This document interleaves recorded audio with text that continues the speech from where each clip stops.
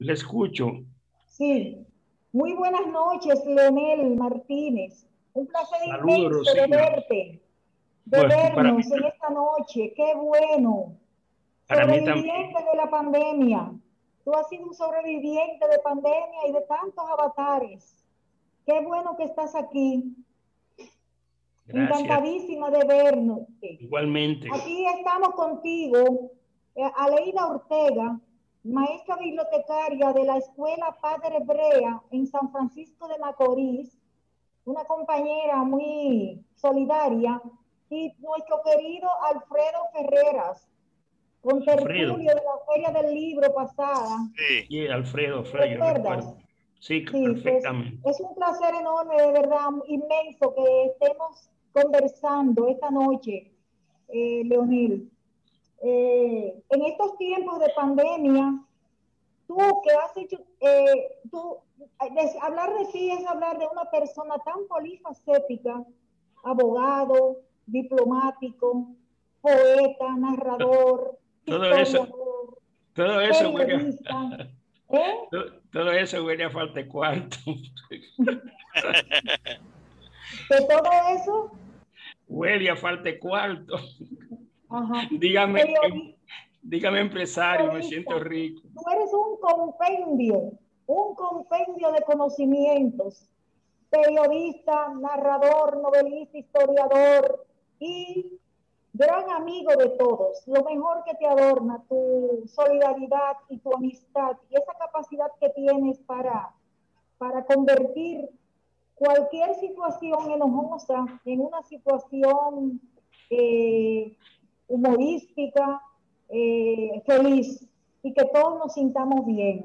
Sí, recibe un abrazo nuestro, de Gracias. Igualmente a los verdad, demás. de que haya superado esta pandemia, que sabemos que te atacó también.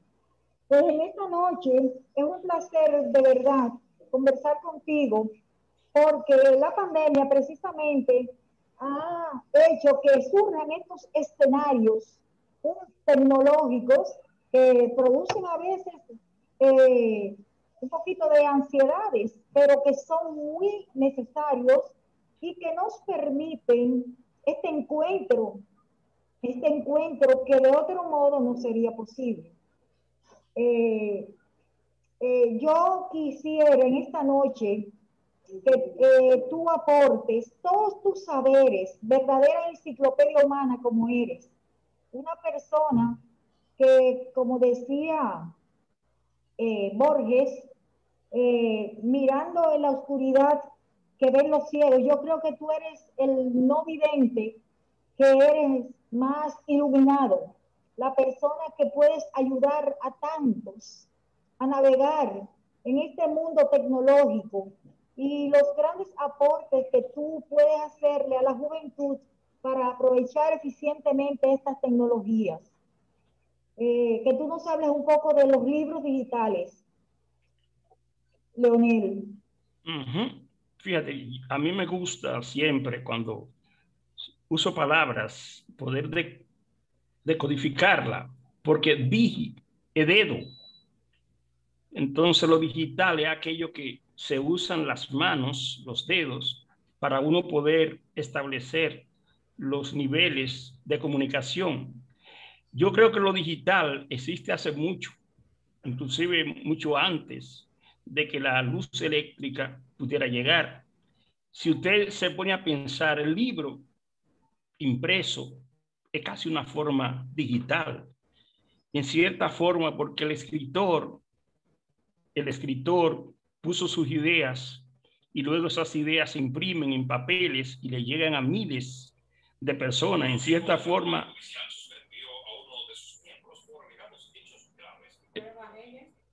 En cierta forma, escúchame, en cierta forma, el libro es una manera, o sea, estoy hablando del libro tradicional, del libro en papel, es una manera, vamos a llamarle virtual, de la virtualidad, porque el que lo escribe no está presente en el momento que lo estamos leyendo.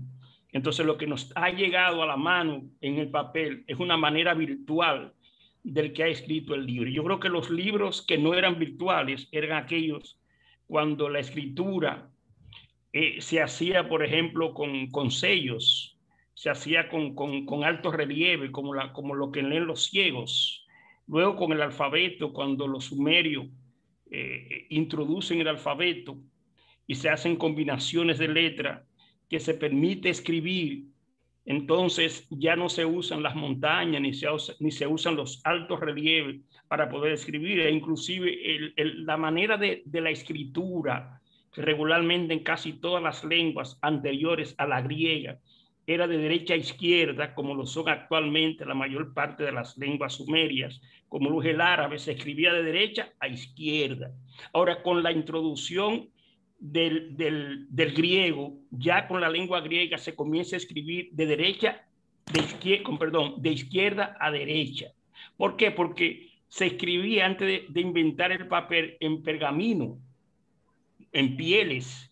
Entonces había que sostener la piel en la mano y en la otra mano la tinta, el aparatito para poder pintar las letras. Entonces, como se usaba la izquierda, entonces había que usar la derecha, y eso le cambió el sentido a la manera de escribir. A partir de la lengua griega se comienza a escribir de izquierda a derecha, que es la manera como nosotros lo hacemos actualmente. Luego, con el salto cultural de la invención de la imprenta en el 1453 o en el 54, porque la imprenta y la toma de Constantinopla coinciden con una diferencia de un año, una del 54 y la otra del 53, 1454, 1453.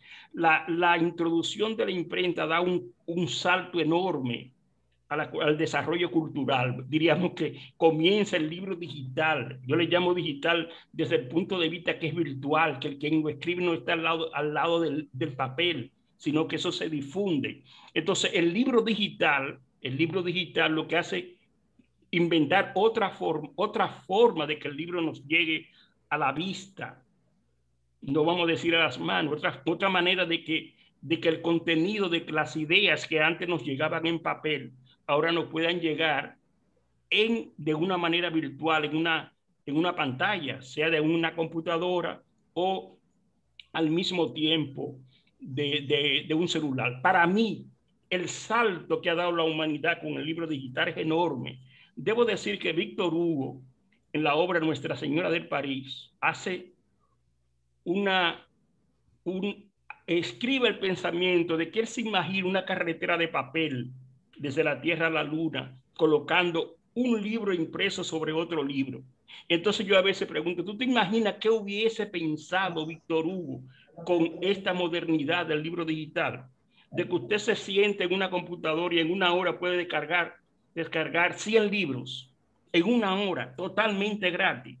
Y existen, por ejemplo, las bibliotecas virtuales, por ejemplo, la Biblioteca Virtual Universal, que tiene miles de libros gratuitos que se pueden descargar de manera instantánea, sin que a uno le cueste un centavo. O sea, estamos en el momento más extraordinario de la cultura.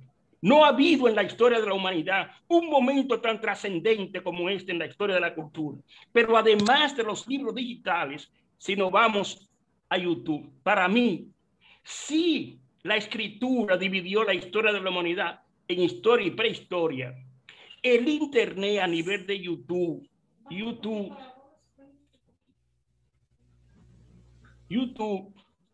es otro salto tan extraordinario como el que sucedió con el invento de la escritura. El hecho de que podamos ver y escuchar todo lo que pueda suceder en un pueblo viendo esos videos nos está haciendo un empuje cultural también extraordinario. Por ejemplo, yo he podido ver, curioseando lo que es el mundo del África, casi toda la música de los países africanos que se sube a YouTube.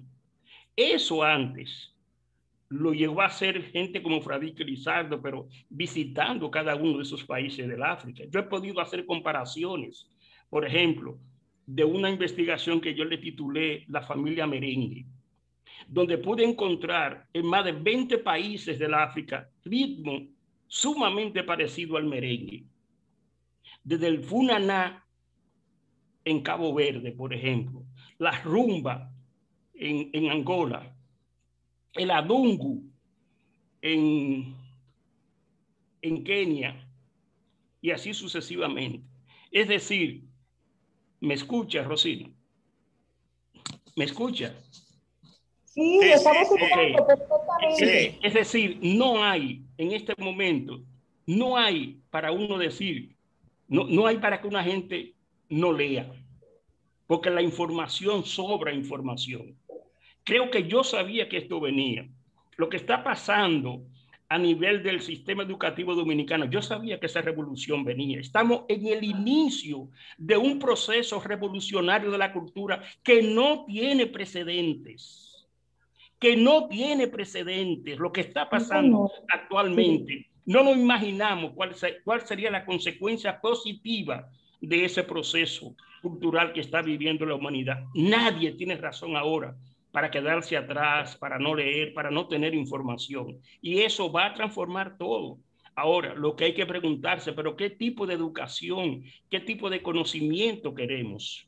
Porque si bien es cierto que la cultura da un salto, con mucho cuidado tenemos que prestar atención.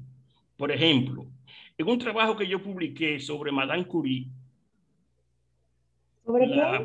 Madame Curie es la polaca Madame Curie, así, que la genio. sí, que se nacionalizó francesa y que es la única mujer y una de las pocas personas que han obtenido 2 premios Nobel en 2 áreas de la ciencia diferentes. Premio Nobel en física en el 1903 y premio Nobel en química en el 1911. Descubridora de 2 elementos nuevos en química, al que ella le llamó polonio y el radio. Madame Curie. Pero a nivel de los premios Nobel, apenas 2 mujeres han ganado premio Nobel de física. Y los premios Nobel tienen más de 100 años. Actualmente, el más importante instituto de investigación científica de lo que la llamo la física cuántica lo dirige una mujer. Una mujer dirige ese instituto que instaló la máquina más grande que existe actualmente, que tiene 28 kilómetros, esa máquina de aceleración, un acelerador de partículas subatómicas. Y ese instituto lo dirige una mujer. Sí. Es decir, estoy diciendo estas cosas para que veamos que estamos viviendo un proceso de extraordinaria transformación del conocimiento a nivel de la humanidad. O sea, somos testigos de ese proceso que se está viviendo actualmente. Sí, es inimaginable lo que va a suceder de aquí a 20 años. Sí, no escucho. De aquí a... Olvídese del perro, que eso es parte del proceso. No te estoy oyendo, no estoy oyendo. Dame, espérate.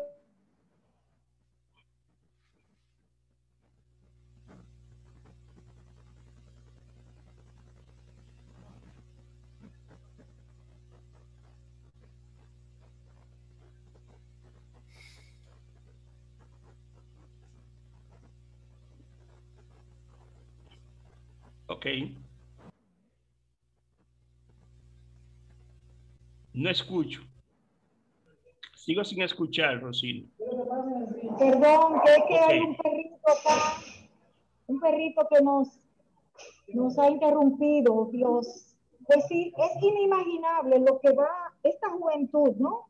Porque estos cambios tan trascendentales que han sucedido a partir de jóvenes, porque han sido jóvenes quienes han generado estos cambios sociales tan trascendentales. El Facebook, el Internet, el YouTube, y surgirán nuevas modalidades y nuevas, no se sabe hasta dónde llegaremos, ¿no? Tú eres un apasionado científico de la ciencia y vives investigando permanentemente. Tú hiciste un trabajo sobre Stephen Hawking, muy interesante, a quien tú admiras. Ahora ha surgido una jovencita que dicen que tiene el IQ superior a Stephen Hawking. es increíble, ¿no? Lo que a veces decimos que los jóvenes no, pero el mundo es de la juventud. Estos cambios los van a propiciar los jóvenes. Pero siempre ha sido así en el sentido. ¿Tú sabes qué edad tenía Albert Einstein cuando presentó la primera teoría de la relatividad general, la del 1905? 26 años tenía Albert Einstein cuando la primera teoría de relatividad, la del 1905. Es un hombre y casi todos sus trabajos científicos, o el mismo Marx. Marx no tenía 30 años cuando publicó el manifiesto del Partido Comunista. Cuando Marx publica en un periódico de Nueva York el 18 Brumario de Luis Bonaparte, donde él habla por primera vez de la lucha de clase, tampoco había cumplido 30 años. Sí, claro, el futuro es de los jóvenes.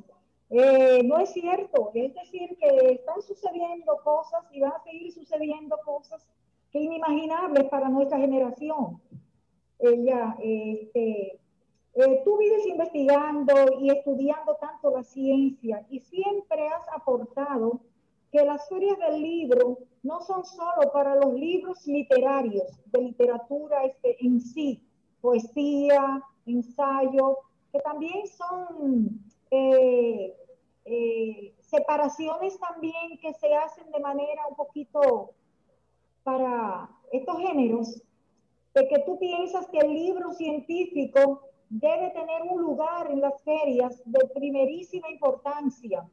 Los libros de las asociaciones de profesionales, de los abogados, de los ingenieros y todos estos aportes científicos. A mí me interesa que tú aportes en ese sentido tu gran caudal de conocimientos. Los libros de literatura y los de ciencia son los que han guiado a la humanidad. Un libro que se publicó en el 1859 de Charles Darwin hizo un cambio a la humanidad extraordinario. Ese libro del origen de las especies que publica Darwin en el 1858 y el origen del hombre, que no se llevan más que un par de años. Ese libro le dio un salto extraordinario a la humanidad. Es decir, tanto los libros de literatura como los libros de ciencia han ido de manera paralela, haciendo avances extraordinarios. Es decir, la humanidad siempre va de esa manera, de ese ritmo así, de manera paralela, admirando a los literatos. ¿Qué hombre fue más aclamado, mejor recibido que Víctor Hugo en Francia? Ha sido la única persona de ese siglo XIX que el pueblo se tira a la calle cuando Víctor Hugo se tiene que ir al exilio porque escribe un libro que le llama Napoleón el Pequeño y se echa a los Napoleón de enemigo y tiene que irse de Francia. Y entonces comienza la gente a leer Los Miserables de manera clandestina, y cuando Víctor Hugo se caen los Napoleón y Víctor Hugo vuelve a Francia, multitudes se tiraron a la calle y Víctor Hugo lo que era un autor de libros de literatura. Es decir, siempre ha sido así. La ciencia por un lado, de manera paralela, conjuntamente con la literatura. Sí. Yo pienso que por eso es que en la antigua Grecia no se separaba. O sea, el que era literato era al mismo tiempo científico, lo era todo. O sea, ¿quién es Aristóteles? El gran investigador de biología de todo en la antigüedad. Y así sucesivamente. Los enciclopedistas franceses que hacen las enciclopedias, es decir, conocimiento total, porque el círculo significa el conocimiento de manera general. O sea, esa enciclopedia que publican, y son los hombres de las ideas de Francia lo que provocan la Revolución Francesa. La Revolución Francesa en principio es una revolución de ideas, aunque luego se convierte en una revolución política de extraordinaria importancia para la humanidad. Es decir, siempre el mundo de la revolución nace de la ciencia por una parte y del otro lado por las ideas que salen de los pensadores, sea literario, filósofo, etcétera, etcétera. Hay libros que transforman o pensadores que le dan cambio extraordinario a la humanidad. Un loco como Nietzsche guió la filosofía alemana. Digo respetuosamente como Nietzsche, porque todo el existencialismo es tratando de interpretar a Nietzsche de una y otra forma. Los filósofos existencialistas, que es la filosofía del siglo XX. Leonel, yo quiero destacar en esta conversación que nosotros tenemos esta noche el gran valor eh, cultural que tienen todas tus producciones y que tú has sido una persona profundamente comprometida con tu desarrollo personal y cultural y que has hecho grandes aportes y haces aportes permanentemente, puesto que en el Canal 5 tienes una sección de cultura eh, cada domingo que tú presentas Sábado en la noche. o sábado en la noche, presentas unos reportajes siempre con un matiz que lo llevas a la realidad, en un lenguaje sencillo, tratas de que las personas alcancen todo el conocimiento científico sobre las cosas, pero de una manera sencilla y fabulosa. Tú eres autor de 2 libros de personajes universales y de escritores en extremo. Yo quisiera, me encantaría, Leonel, que estos libros tuyos sean, transiten en las manos de los escolares dominicanos. Esas biografías que tú haces en un lenguaje llano y con aspectos jocosos de la vida real, eh, los llevan a un conocimiento profundo de las personas. Por ejemplo, el análisis que tú haces de Sigmund Freud, de Madame Curie, de los grandes personajes universales, de cómo las biografías, las personas en extremo de los vicios, el alcohol, lograron ser grandes narradores y escritores universales. Yo quisiera que ver en algún momento que a ti la editora nacional del Ministerio de Cultura te llame para que te publiquen esos libros y esos libros estén en las manos de todos los jóvenes dominicanos, porque es una cantera de conocimiento. Es cierto que tenemos todas estas tecnologías, pero siempre el libro físico tiene un valor incalculable. Entonces yo quisiera que tú nos hables un poquito de esos dos libros tuyos. Mira, mi pasión, si puedo usar el término, por las biografías y por la historia, se complementan una con otra, pero básicamente yo aprendí a leer biografías de un clásico de los griegos, que es Plutarco, las famosas vidas paralelas de Plutarco. Si me escucha. Sí, claro, lo Okay, escuchamos, te escuchamos. yo aprendí con Plutarco, luego en eso del 80 y pico, con Stefan Zweig. Stefan Zweig es para mí uno de los biógrafos más extraordinarios en su manera de escribir, con Stefan Zweig. Básicamente con él, no lo copio, pero él le da vida a las biografías, con un clásico como la vida de José de Fouché, el, el, el que estuvo ligado de una u otra forma con Napoleón Bonaparte, la biografía de María Estuardo, y así sucesivamente. Entonces yo Sí. comencé a escribir ese tipo de trabajos biográficos para publicarlo en principio en un periódico, pero el que leía el trabajo en el periódico no se imaginaba el tiempo que a mí me ocupaba una de esas biografías. En el día de hoy terminé la número 30, que sería el segundo tomo, el tercer tomo de esos personajes universales, que fue sobre Charlie Chaplin. Pero tenía 2 meses viendo películas y leyendo biografías de Charlie Chaplin. O sea, durante 2 meses, trabajando diariamente. O sea, imagínate, la producción de Chaplin son entre corto, mediano y largometrajes. Son 81 películas. De una u otra forma había que verla porque no puedo escribir de Chaplin sin ver su material fílmico. Y ya esa se terminó. Anterior a esa, trabajé a Madame Curie y previo a la de Madame Curie, la de Pelé. Son las tres últimas que he podido elaborar.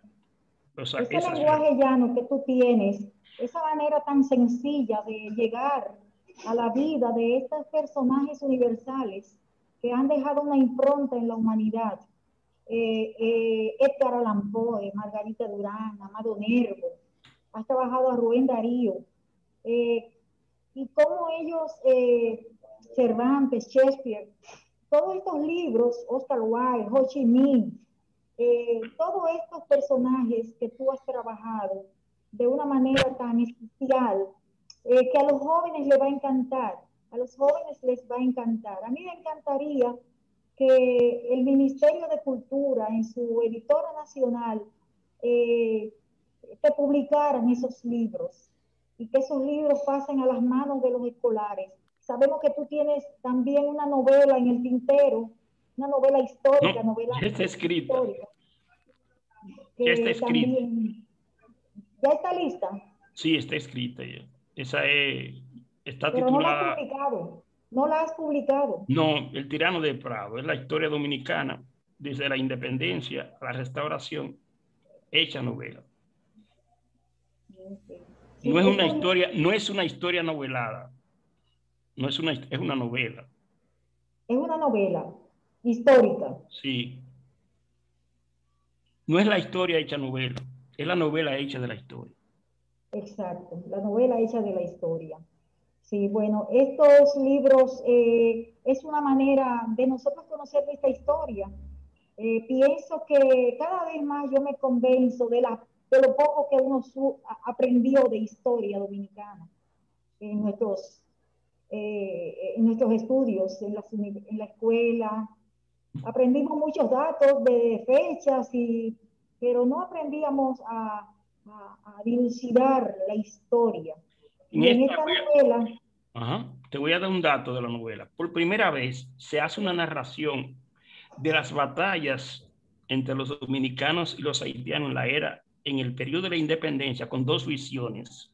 La visión de este lado y la visión de aquel lado. Si nosotros regularmente narramos la historia, en este caso no la novela, narramos la historia desde una sola visión. O sea, nos paramos de este lado y miramos hacia allá. Yo hago las dos visiones. Después que terminan las guerras de independencia o durante el proceso de la guerra de independencia, nosotros no conocemos a los militares haitianos. Sabemos que Boyer nos invadió y estuvo aquí del 1822 hasta el 1843, más 344, como dice alguna gente. Pero la gente no sabe quién es Jean-Pierre Boyer, no sabe que el papá de Boyer era francés, que se casó con una haitiana, que Boyer hizo el bachillerato en Francia, No sé si se comprende, y que inclusive Boyer vino en la invasión de Leclerc, el cuñado de Napoleón, el esposo de su hermana, y se quedó, pero se cruzó para el lado haitiano. O sea, peleó, pese a que su padre era francés, peleó del lado haitiano. O sea, peleó en contra de los franceses, ese Boyer. Yo estoy segura, Leonel, que cuando esta novela esté puesta se haya editado, va a suscitar muchos debates y muchos comentarios interesantes. Y eso es lo que queremos, un pensamiento de debates y de reflexiones sobre nuestra historia.